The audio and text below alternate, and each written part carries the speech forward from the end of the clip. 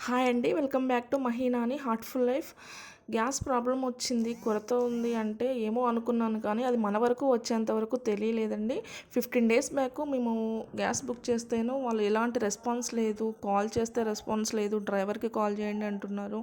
అక్కడికి వచ్చి గోడౌన్‌కి వచ్చి తీసుకుంటాము అంటే స్టాక్ లేదు. అసలు స్టాకే రాలేదు అన్నారు. 20 డేస్ తర్వాత కాల్ చేసిన తర్వాత వచ్చింది మాకైతే.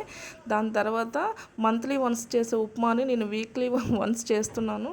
ఈ ప్రాబ్లం మీరు కూడా ఫేస్ చేస్తున్నారా? ఫేస్ చేస్తే కామెంట్ చేయండి. దీనికి ఆల్టర్నేటివ్ ఏం చేశారో చెప్పండి, నేను కూడా ఫాలో అవుతాను.